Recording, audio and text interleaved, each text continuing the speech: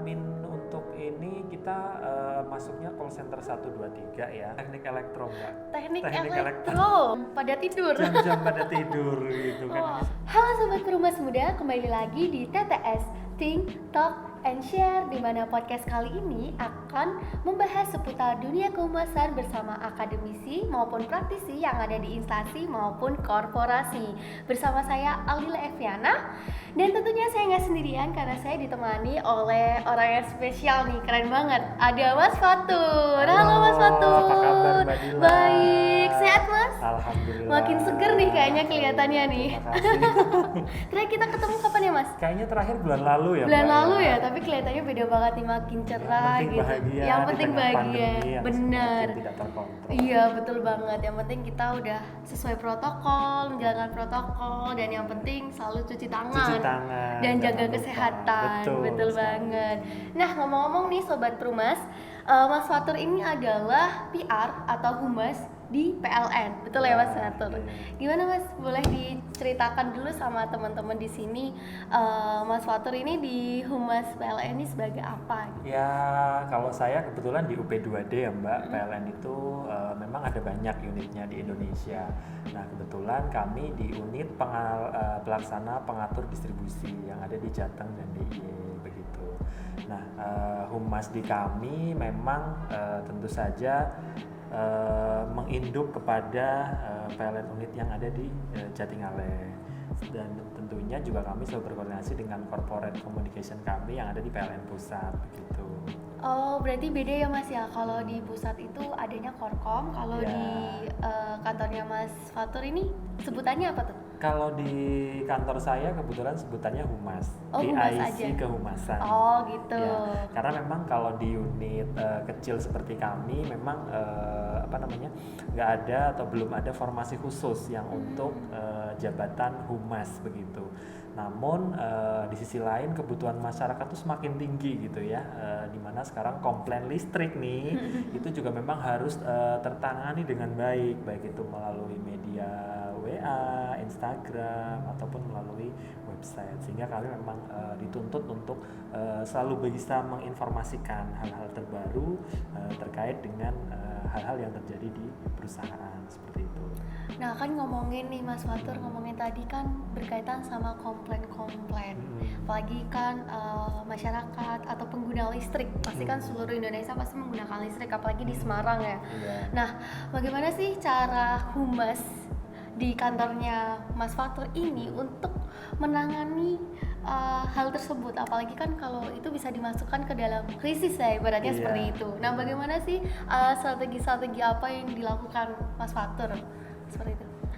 Kalau selama ini Mbak Dila, jadi yang kami laksanakan di PLN UP2D Jateng dan DIY, memang kami ketika ada sistem kami gitu ya yang tiba-tiba mengalami trouble, itu akan kami informasikan segera melalui media Twitter, kemudian ada juga media Instagram ataupun media Facebook. Nah dari situ bersamaan juga untuk pelaksana di lapangan akan langsung mengecek nih di lapangan kondisinya seperti apa, kemudian apakah ada jaringan-jaringan yang rusak gitu kan, sehingga nanti paralel dengan hal tersebut juga mereka menginformasikan ke kita, dan kita juga akan menjawab pertanyaan masyarakat bahwa memang ada trouble nih di sisi peralatan sebelah sini begitu. Nah mungkin Mbak Dila pernah ingat yang kasusnya pohon sengon ya, yang waktu sempat viral iya. beberapa waktu yang lalu. Gimana itu Mas? Ya, memang kita itu memang harus bekerja bersama-sama sih Mbak. Jadi memang di mana di sini kita harus ada kesadaran dari seluruh stakeholder, baik itu masyarakat sendiri, kemudian pemerintah, dan di sisi lain PLN gitu.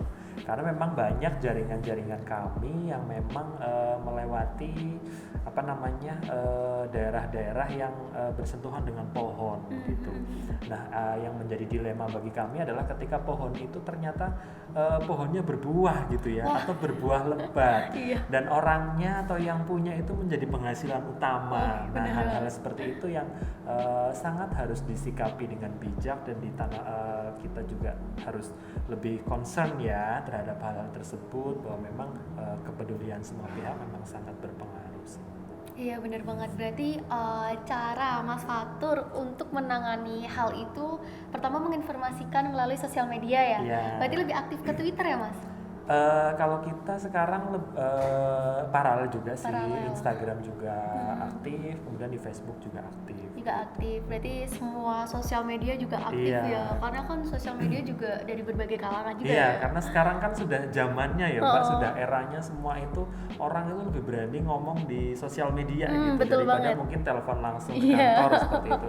Nah perubahan-perubahan tersebut yang memang kami sikapi sebagai sesuatu yang harus direspon secara cepat gitu. Bahkan kami punya Instagram khusus gitu ya, namanya PLN 123 Official. Jadi kalau misalkan ada komplain apa mati lampu itu cukup dia hanya DM atau mungkin mention, biasanya akan langsung ditangani. Nah itu teman-teman, itu khusus di Semarang ya Mas? Enggak, ini berlaku di seluruh Indonesia. Seluruh Indonesia, wah keren banget. Berarti teman-teman nih yang mungkin malu-malu buat telepon, mau ngeluh juga kayak mager telepon, langsung Iya. aja di DM aja DM di aja. Instagramnya PLN 123 Official. Nah itu, jadi di situ bisa fast respon nggak Mas kalau kayak gitu? Fast respon juga. Fast respon Kita ya? dapat tugas khususnya Wah ya. mantap, berarti udah ada admin miminnya sendiri. Iya, ada mimin-miminnya sendiri. Miminnya sendiri. Berarti kalau admin di sosial media gitu juga masuknya ke humas atau gimana kalau di PLN? Admin untuk ini kita masuknya call center 123 ya. Memang dia lebih ke bidangnya niaga sih kalau di kami gitu ya. Mungkin kalau di perusahaan lain tuh masuknya markom ya, marketing communication. Cuma kalau di perusahaan kami itu masuknya ke divisi niaga. Jadi kalau PR tuh ya hanya biasanya terkait dengan media relation, kemudian terkait dengan public speaking itu sendiri, biasanya seperti rilis, seperti itu. Oh gitu, berarti Mas Fatur ini kan menjalankan juga fungsi humas. Kayak tadi yang disebutin sama Mas Fatur ada media relation. Nah, kalau boleh tahu nih Mas, kalau di humas PLN-nya Mas Fatur ini fungsi media relation-nya itu seperti apa? Aktivitasnya, misalkan pasti otomatis kalau perusahaan pasti temannya sama media lah gitu ibaratnya, biar pemberitaannya bagus sih. Semoga aja kayak gitu. Kayak gitu ya, tapi kadang seringnya nggak kayak gitu. Kadang seringnya nggak kayak gitu, aduh nggak sesuai ekspektasi ya Mas. Ekspektasi. Nah ya memang untuk media relation ini memang menjadi sesuatu hal yang seni begitu ya Mbak, dimana ketika kita mungkin berinteraksi dengan perusahaan media gitu kan, ya intinya bagaimana kita bisa transparan, kita bisa menginformasikan secara cepat gitu kan apa-apa yang terjadi terutama yang terkait dengan pemadaman listrik ya, penyebabnya kenapa. Nah biasanya dari hal-hal kecil seperti itu media juga akan trust dengan kita, akan ada kepercayaan bahwa informasinya memang valid yang diinformasikan seperti itu. Paling ya yang kita lakukan seperti itu sih. Jadi kami memang tidak ada trik-trik khusus gitu ya, cuma lebih ke bagaimana ketika ada informasi kita sampaikan dengan cepat supaya masyarakat juga lebih cepat juga untuk menerima ketika ada gangguan listrik nih, kenapa ya sebabnya. Nah dia juga bisa langsung tahu gitu ya, mungkin ketika browsing di internet dia akan udah tahu nih kenapa. Iya bener banget. Nah itu fungsinya media ya, seperti itu. Nah kan tadi kita udah ngobrolin lumayan panjang nih Mas seputar kegiatannya di Humas PLN. Nah sebelum lebih dalam lagi, saya tuh pengen tanya ke Mas Fatur. Mas Fatur tuh dulu kuliah jurusan apa sih? Waduh. Kalau boleh tahu ya. Kalau saya itu justru malah dari teknik elektro Mbak. Teknik elektro. Wow. Langsung bisa masuk ke Humas tuh gimana tuh Mas caranya? Jadi memang selain di teknik elektro dulu memang saya juga beberapa kali itu senang gitu ya dengan hal-hal yang berbau dengan public speaking, mungkin itu dari mulai MC waktu itu, kemudian pidato. Nah hal-hal itu yang saya rasa juga ini sebuah sense yang menarik bagi saya. Nah, kemudian seiring berjalannya waktu, pada tahun 2010 kalau nggak salah itu manajemen menetapkan saya menjadi PIC-nya Humas gitu Wah. kan. Karena kebetulan seneng gitu tadi Mbak, awalnya memang seneng dan ya jalani aja, dan memang kok lama-lama saya jatuh cinta ya Wah. begitu. Semakin Akhirnya dijalani semakin cinta. semakin dijalani kok semakin cinta, dan nggak terasa sekarang sudah 10 tahun ya. Udah 10 tahun? 10 tahun Wow. jadi humas di UP2 di Jateng. Wah, keren banget.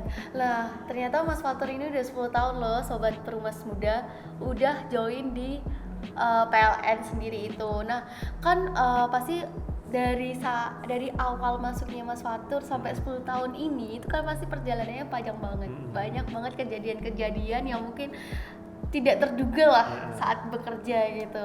Nah, mungkin bisa nggak di sharing sama kita nih Mas, mungkin ada nggak sih kejadian-kejadian yang tidak terduga tapi tuh ini kayak memorable banget, kayak ya ampun tapi pengen diulang lagi gitu loh selama di Humas. Selama di humas apa ya, saya juga agak bingung. Saking banyaknya ya sampai mau nyeritain saking mana. banyaknya memori-memori yang memang saya sukai gitu ya. Jadi ya memang kalau yang selama ini sih yang saya ingat banget itu tentang krisis ya Pak. Jadi di mana pada saat itu kita pernah padam nih sebagian Jawa Tengah gitu. Yang saya masih ingat banget, jadi HP saya ini berdering terus gitu. Nah, itu sampai nggak bisa tidur semalam karena sebagian Jawa Tengah, bahkan hampir sebagian Pulau Jawa itu padam, dan kebetulan Jawa bagian selatan. Nah, hal itu tentu saja memerlukan fast respon ya dari kita gitu. Apalagi kita di Jawa Tengah kadang teleponnya tuh dari berbagai kabupaten gitu, untuk menanyakan gitu ini kenapa, kemudian gangguannya berapa lama seperti itu. Nah, itu juga menjadi seni tersendiri ya bagi kita untuk bagaimana menginformasikan secara clear bahwa memang ada peralatan yang memang sedang kita perbaiki pada saat gangguan itu gitu. Dah saya jadi merasa memang peran kita itu memang sangat penting ternyata ketika kita menginformasikan hal tersebut kepada masyarakat, dan masyarakat juga pelan-pelan juga menerima bahwa memang ada kondisi peralatan yang memang malfunction dan memang butuh penanganan, bahwa teman-teman di teknik itu sampai pagi itu nggak tidur gitu. Sampai pagi nggak tidur untuk memperbaiki peralatan-peralatannya dan memastikan bahwa memang paginya itu menyala. Itu sih hal-hal yang seperti itu. Kalau boleh tahu berapa lama tuh Mas padamnya? Waktu itu kayaknya padamnya itu mulai dari jam 11 malam ya, sampainya itu kalau nggak salah jam 4 pagi. Sampai jam 4 pagi, Iya. itu pun banyak banget ya keluarnya ya Mas ya? Iya. Padahal itu jam-jam pada tidur. Jam-jam pada tidur gitu kan, ini semuanya nelpon saya, ya mau nggak mau harus kita respon ya kondisi tersebut. Berarti kalau bisa diambil kesimpulan nih Sobat Perumas Muda, menjadi seorang humas tuh kita harus fleksibel ya Mas ya? Iya. Harus 24 jam kalau Harus bisa tuh 24 bekerja. jam kalau bekerja, kalau malahan 24 jam tuh kadang kurang. Kurang. Kalau bisa 48. Waduh, 2 hari berarti itu Mas namanya. Nah, Sobat Perumas Muda, bisa diambil kesimpulan nih apa yang tadi yang dijelaskan oleh Mas Fatur, bahwa untuk menjadi seorang humas itu challenging banget ya Mas ya? Iya. Benar. Ya memang saya merasakan sendiri ya Mbak, karena dari awal itu pendidikan saya adalah teknik elektro yang biasa saya hanya berkutat dengan mesin gitu. Nah biasanya kalau kita memelihara mesin itu kan kita sudah punya prosedurnya gitu ya, sudah punya SOP-nya mana-mana yang harus dipelihara, kemudian setelah itu diuji gitu ya, sampai dengan kita komparasikan dengan standar yang akhirnya sudah bener gitu, sudah bisa digunakan mesin itu. Tapi sangat berbeda ketika saya harus mengurusi manusia gitu. Ternyata banyak sekali dimensi-dimensi yang terkait dengan manusia gitu ya, mulai dari mungkin aspek kognitifnya, kemudian dari behaviornya sendiri juga sudah beda gitu, sehingga memang sangat-sangat challenging untuk menjadi humas itu. Wah, keren banget, dari teknik elektro yang ngurusin mesin-mesin langsung berhadapan dengan manusia. Ya, banding setir. Langsung udah dihadapkan dengan manusia. Ternyata Mas Fatur ini S2-nya jurusan psikologi. Nah, Tadi kan itu. udah disebutin kognitif gitu ya. Nah, Mas Fatur kan pasti beda banget ya dari mesin ke manusia. Terus Mas Fatur belajar tentang dunia psikologi gitu. Kan pasti bermanfaat banget di dunia kerja, apalagi di humas kan ketemu sama orang-orang, klien dan lain-lain. Nah gitu, pasti kan kadang klien atau mungkin konsumen gitu kan pasti orangnya sifatnya berbeda-beda. Bagaimana sih Mas Fatur menghadapi mereka? Kalau menghadapi customer gitu ya, biasanya kita akan melihat dulu untuk karakter konsumennya itu seperti apa, sehingga nanti setelah kita mengetahui karakternya itu tadi, kita akan lebih cepat untuk menginformasikan gitu ya, informasi yang ada dalam perusahaan, sehingga biasanya lebih cepat tersampaikan juga nih Mbak kepada si customer tersebut. Biasanya sih begitu. Seperti itu ya Mas ya. Wah, keren banget nih teman-teman. Dan kalau aku tahu nih ya Mas ya, karena aku juga lihat-lihat TikTok nih. Tapi kalau TikTok kan ada yang muncul kayak gaji perusahaan yang paling tinggi di Indonesia atau gaji BUMN yang paling tinggi di Indonesia. Nah, ternyata nih PLN tuh di peringkat 2 Mas. Bener gak? Itu termasuk gajinya juga tinggi gitu. TikTok ya. TikTok nih walaupun TikTok ya. Iya, walaupun mungkin ada cringe-nya tapi ternyata juga ada manfaatnya juga. Saya rasa kalau masalah gaji itu sama ya Mbak, hampir-hampir sama di semua lini BUMN gitu. Jadi memang apalagi sekarang kita kan revolusi Pak Menteri yang baru ini memang satu BUMN gitu ya. Jadi memang kita punya termasuk kita tata nilai gitu ya. Tata nilai itu kita sebut dengan akhlak gitu ya. Itu juga harus sama semua BUMN gitu. Jadi sebenarnya kalau saya katakan itu bisa dikatakan nggak benar juga ya. Kalau memang gajinya ternyata lebih besar nomor 2 gitu, nah kayaknya nggak juga. Tergantung ya Mas ya, sama aja ya. Rata-rata BUMN seperti itu. Rata-rata BUMN seperti itu. Nah kan pasti teman-teman perumas muda yang nonton di sini kan rata-rata masih mahasiswa tuh Mas, masih pada kuliah dan mungkin ada yang fresh graduate. Kan pasti penasaran bagaimana sih magang di PLN atau bagaimana sih bisa kerja di PLN. Mungkin Mas Fatur bisa ngasih info ke teman-teman. Ya, jadi kalau misalkan sobat perumas muda gitu ya di sini mau magang di PLN, bisa langsung saja menulis surat ke kami, mungkin di kami PLN UP2D Jateng dan DIY, kami di Jalan Gatot Subroto nomor 5 Semarang.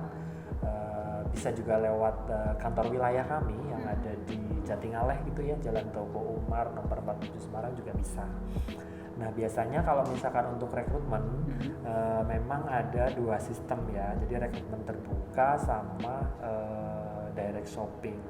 Nah untuk rekrutmen terbuka ini biasanya bisa dipantau juga gitu ya, jadi semua jenis rekrutmen itu bisa dipantau di www.rekrutmen.pln.co.id.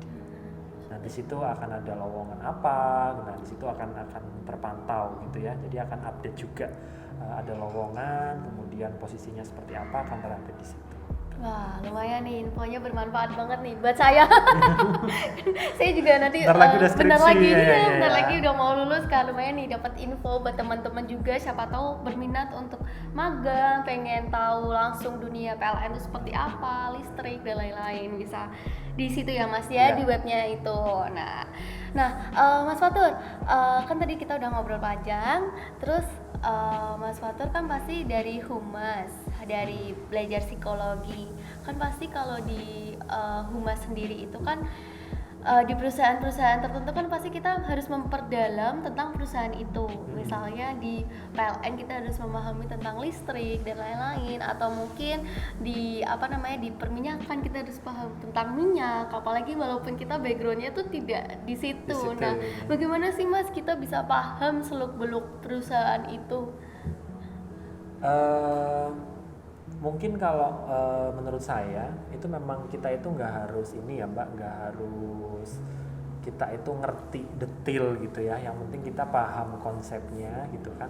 Nah, biasanya dari awal itu perusahaan itu dia akan mempunyai target gitu ya, yang disebut dengan KPI, Key Performance Indicator. Nah, dari situ akan jelas target perusahaan itu apa, arahnya mau kemana, kemudian scope-scope-nya seperti apa. Nah, sebenarnya dari situ meskipun kita bukan orang teknis gitu ya, yang ngerti banget kondisinya, juga kita kan bisa melihat profil-profilnya seperti apa, kemudian yang dikerjakan seperti apa, dan potensi masalah dan serta peluang-peluang perbaikannya seperti apa. Nah, dari KPI itu sendiri biasanya bisa kita jadikan pedoman gitu ya, kita jadikan guideline bahwa ini nih saya ketika menyusun program kerja kehumasan ini harus bisa mengcover ini semua gitu, atau setidaknya ini sebagai referensi saya untuk menyusun sebuah program kehumasan. Seperti itu, kita harus tahu KPI-nya Iya, gitu ya Mas KPI-nya. ya. Nah, kalau kerja harus paham KPI-nya seperti itu. Dan dalam menyusun program-program kehumasan, tadi kan Mas Fatur nyinggung program kehumasan. Nah, kalau boleh tahu nih program kehumasan yang ada di PLN tuh apa aja Mas? Program kehumasan yang ada di kami untuk tahun 2020 ini ya, kami lebih fokus kepada edukasi masyarakat mengenai keselamatan ketenaga listrikan gitu ya. Dimana di sana kami juga ditarget nih Mbak sama perusahaan bahwa angka kecelakaan masyarakat umum gitu kan ya, yang berada di sekitar jaringan listrik itu harus seminimal mungkin.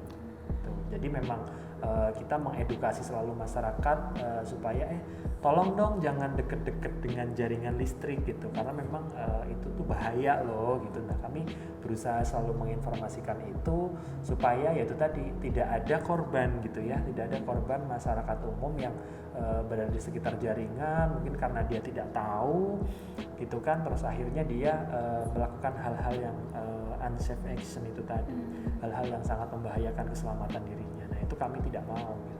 Kami pengennya masyarakat itu juga selamat, listriknya juga bisa teraliri dengan maksimal gitu ya, dan nyala terus gitu ya, karena pengennya kita tuh ya andal, namanya kita andal itu pengennya nyala terus itu tadi. Oh iya.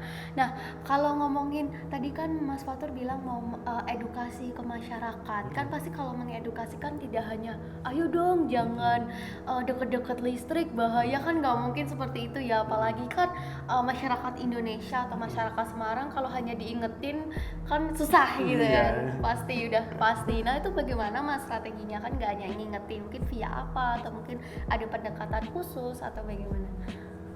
Yang sudah dijalankan selama ini untuk edukasi sebelum COVID nih, biasanya kita menggandeng institusi ya, perguruan tinggi gitu, dimana kami rasa dari sana embrio-embrio itu akan muncul tertanam tentang bagaimana menjaga keselamatan.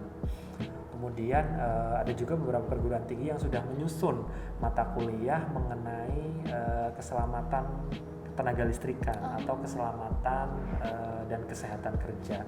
Nah, dari situ kami masukkan poin tentang bagaimana selamat di dekat jaringan listrik, biasanya seperti itu. Nah, selain itu juga kami juga mengedukasi masyarakat mungkin melalui kelurahan, kemudian kecamatan, pemerintah kota gitu, untuk melakukan sosialisasi, kemudian melalui brosur-brosur, leaflet itu tentang pentingnya menjaga keselamatan itu tadi. Oh, berarti pendekatannya tuh kayak ke perguruan tinggi, ke kecamatan, ke kelurahan seperti itu ya Mas ya, jadi biar lebih dekat juga ke masyarakat. Terus juga kadang kita juga punya konten gitu ya di Instagram, kita coba masukkan di sana, kita kemas di sana bagaimana ini bisa mengedukasi masyarakat seperti itu. Nah, seperti itu nih teman-teman. Nah, kalau boleh tahu nih Mas Fatur, kan kalau misalnya di perusahaan-perusahaan nih pasti memiliki program yaitu CSR. Nah, kalau di PLN ini juga ada program CSR-nya nggak? Ada. Kebetulan kami memang ada sebenarnya bukan CSR ya, kalau sebutan bagi kami itu memang tanggung jawab sosial lingkungan ya, atau kita sebut dengan TJSL. Karena kami kalau di PLN, kalau yang masalah CSR itu biasanya dia harus langsung ke pembangkit gitu ya. Jadi pembangkit listrik itu khususan sebutannya adalah CSR, tapi bagi kita tanggung jawab sosial lingkungan. Tapi intinya sama aja sih gitu ya, bagaimana kita bisa melibatkan masyarakat, kita mengempowering masyarakat untuk supaya bisa bersama-sama dengan perusahaan untuk mengembangkan sebuah program. Nah, di kami juga sudah ada jalan Mbak, banyak beberapa program CSR. Kami ada penanggulangan balita gizi buruk di kelurahan kami di Purwoyoso. Kemudian kita juga ada peningkatan kompetensi guru PAUD Kota Semarang waktu itu sama Bu Hendi ya, Bu Tia Hendi. Kemudian kami juga ada pembangunan sumur bor juga ada di Kabupaten Banyumas gitu. Dan kita juga ada bantuan perpustakaan untuk madrasah gitu, dan ada beberapa di sektor pengembangan wisata. Wah, berarti semua lapisan ya Mas ya? Iya. Keren. Berarti tanggung jawab sosialnya itu ke seluruh lapisan masyarakat, Iya. baik ke anak-anak maupun ke orang dewasa. Iya, betul. Apalagi walaupun dari ekonomi maupun ke wisata. Iya. Kalau boleh tahu tanggung jawab sosial yang sudah berjalan di tahun ini apa Mas? Kalau yang tahun ini kita ada 3 program. Jadi yang pertama itu kita ada pengembangan wisata Kampung Batik. Jadi yang ada di Bubaan ya, dekat Menara Baru itu, Ya, Menara apa? Museum. Museum. Nah, dekat Museum Baru itu juga merupakan program TJSL kita. Kemudian selain itu juga kita ada bantuan perpustakaan di MI di Ngalian. Kemudian ada pengembangan wisata alam Selo Arjuno yang ada di Kendal. Wah, keren. Berarti Ya, itu dari sih, Mbak. dari kota juga ada, dari daerah juga ada Iya, gitu ya Mas ya. betul. Nah, selama Mas Fatur mengurusi TJSL. TJSL ini kan pasti ada berbagai kegiatan-kegiatan. Mas Fatur terjun langsung nih ke lapangan seperti itu kan. Nah, ada nggak sih Mas atau apa ya, sesuatu yang unpredictable gitu, yang kayak nggak sempet dipikirkan tapi pas di lapangan tuh kejadian gitu? Kalau hal-hal begitu sering ya Mbak, bahkan sangat sering terjadi ketika kita sudah masuk lapangan, oh ternyata berbeda nih gitu. Itu juga harus kita sikapi juga dengan bijak gitu ya, bahwa memang dinamika masyarakat kita itu kan cepat ya. Dan apa namanya ya memang begitu dan cepat gitu, ritmenya itu ritme cepat. Nah, kita juga harus bisa menyesuaikan dinamikanya dan bisa menjawab daripada kebutuhan masyarakat itu sendiri. Kayak gitu ya, berarti unpredictable-nya seperti itu ya Mas Iya. ya. Wah, keren banget nih penjelasan dari Mas Fatur kali ini. Wah, mantap banget nih. Nggak kerasa ya Mas ya, kita udah hampir mau selesai nih Mas. Oke, nah mungkin bisa dikasih pesan-pesan buat teman-teman sobat Perhumas Muda. Mungkin kalau ada yang pengen terjun langsung ke humas, harus seperti apa, dan do and don't-nya untuk jadi seorang humas itu seperti apa menurut Mas Fatur? Oke, untuk teman-teman Perhumas Muda gitu ya, ini sudah sangat luar biasa sekali kiprahnya saya lihat. Saya rasa itu merupakan modal awal gitu ya Mbak ya, modal awal bagaimana kita bisa terjun dalam dunia kerja. Dari pengalaman-pengalaman yang ada di Perhumas Muda ini, saya rasakan itu, saya lihat gitu ya, itu memang akan sangat berdampak terhadap dunia kerja. Karena kadang kita kalau di dunia kerja nih di perusahaan itu kadang kita sudah pokoknya kalau humas itu ya sudah urusanmu gitu. Nah, kalau misalkan kita nggak ada bekal, nggak ada pengalaman apa yang harus saya lakukan, bagaimana mengemasnya, nah itu akan menjadi sebuah masalah ya tentunya, loh kok seperti ini begitu. Nah hal-hal tersebut juga saya rasa sudah disikapi dengan bijak oleh teman-teman dari Perhumas Muda. Jadi pesan saya sih yang penting tetap semangat aja dalam berkarya gitu ya, dalam melahirkan sebuah karya-karya yang tentu saja bermanfaat, nggak hanya bagi anggota tapi mungkin bagi mahasiswa lain atau mungkin bagi masyarakat gitu ya, yang melihat karya-karya dari teman-teman Perhumas Muda ini. Jadi tetap semangat, kemudian jangan lupa selalu berdoa gitu ya, dengan kondisi-kondisi yang seperti apapun gitu ya. Jadi kalau kondisi pandemi itu kan kita memang sedang mengukir sejarah ya katanya ya. Jadi memang kita juga harus banyak berdoa bagaimana kita bisa sehat, bagaimana kita bisa lebih produktif gitu ya. Dan yang paling penting bagi saya sih selalu bahagia Mbak. Bagaimana Betul. kita meregulasi emosi gitu ya, supaya emosi kita tuh selalu positif terus, sehingga ketemu orang tuh hawanya nggak pengen ngamuk gitu. Iya, banyak happy aja. Hawanya happy aja. Nah itu sih yang perlu saya rasa perlu diasah gitu ya dari awal, yang merupakan saya sebut sebagai soft skill ya, yang mungkin tidak akan didapatkan di dunia perkuliahan di dunia kampus. Wah, bagus banget nih pesan dari Mas Fatur ini, yang pasti harus bersyukur, harus tetap positif, dan yang pasti berdoa. Ya, Betul banget. betul. Nah Mas, satu lagi nih Mas, saya mau nanya, baru banget ingat kan kalau di Semarang ini, kalau kata dari pemerintah, nih bakalan rencana apa sih namanya, yang listriknya yang awalnya di atas mau dipindahin ke bawah nih. Oh, kabel Itu tanah ya. kabel tanah itu gimana Mas? Ya, jadi memang beberapa kota gitu ya, terutama di ibu kota kayak di Jakarta, kemudian ada beberapa di pusatnya Palembang itu juga sudah berjalan. Memang kita pakai saluran kabel tegangan menengah gitu ya. Jadi memang dimasukkan ke dalam tanah. Jadi memang nggak ada jaringan-jaringan listrik yang istilahnya itu menggantung gitu ya, dan mengganggu keindahan kota seperti itu. Dan saya rasa itu tidak ada ini ya, tidak berbahaya, justru itu lebih aman, karena ya itu tadi dia ada di dalam tanah, kemudian ketika mungkin terjadi gangguan itu dia tidak akan nyetrum, tanahnya itu nggak akan nyetrum gitu. Jadi itu lebih aman dan lebih bisa menjaga keselamatan manusia yang ada di sekitarnya gitu. Makanya kalau kita bandingkan nih teman-teman saya di Jakarta sono gitu sama di Jawa Tengah, kalau kita ngomong angka kecelakaan itu kita aduh udah pengen nangis rasanya. Kalau di Jakarta itu lebih sedikit Lebih sedikit angka kecelakaannya. Berarti Jadi, lebih tinggi ya, Semarang ya? lebih tinggi yang ada di Jawa Tengah, Jawa atau Tengah. daerah-daerah lain yang memang masih banyak menggunakan kabel yang ada di udara itu tadi. Oh gitu. Nah, walaupun kebijakan pemerintah itu bagus ya Mas ya, pasti kan tentu ada pro kontra dari masyarakat. Nah, kalau dari kebijakan yang ada di kabelnya di bawah tanah ini, ada yang ini nggak sih kontra gitu Mas? Kita kemarin kalau nggak salah itu programnya pemerintah kota ya, dan dari pemerintah kota itu kita berusaha mensupport, kemudian beberapa kali juga kita mengadakan rapat dengan pihak dari kantor pemerintah kota bahwa memang untuk keindahan kota dan keselamatan masyarakat memang dipasang kabel tanah gitu. Nah sejauh ini sih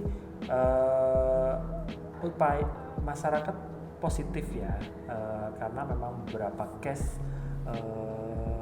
kecelakaan gitu ya, seperti ada orang masang baliho kemudian kesetrum gitu tuh begitu tinggi gitu. Nah kami sih juga berharap ini juga akan disambut positif oleh masyarakat juga gitu, bahwa memang akan ada yaitu tadi pengurangan atau paling nggak meminimalisir potensi kecelakaan yang terjadi. Nah, itu dia jawaban dari Mas Fatur. Nah, buat teman-teman nih yang penasaran, apalagi Perumas Muda Semarang nih penasaran, kok Semarang kok tanahnya sering digali-gali, itu buat apa? Nah, itu fungsinya ini buat kabelnya dipindahin ke bawah tanah biar lebih aman ya Mas ya, biar menjaga keselamatan masyarakat juga. Apalagi PLN kan kegiatannya juga mengedukasi masyarakat nih biar nggak sering kesetrum. Seperti itu teman-teman, nggak kerasa nih Mas Fatur, udah selesai kita podcast kali ini. Okay. Thank you Mas Fatur, Terima udah kasih, mau datang Mbak. ngobrol-ngobrol Sama-sama. bersama saya. Semoga bisa ketemu di lain waktu lagi. Thank you Mas Fatur, jaga kesehatan, makasih. teman-teman juga jaga kesehatan, dan jangan lupa nonton podcast TTS di Perhumas Muda Semarang. Saya Aldila Eviana, undur diri, dadah.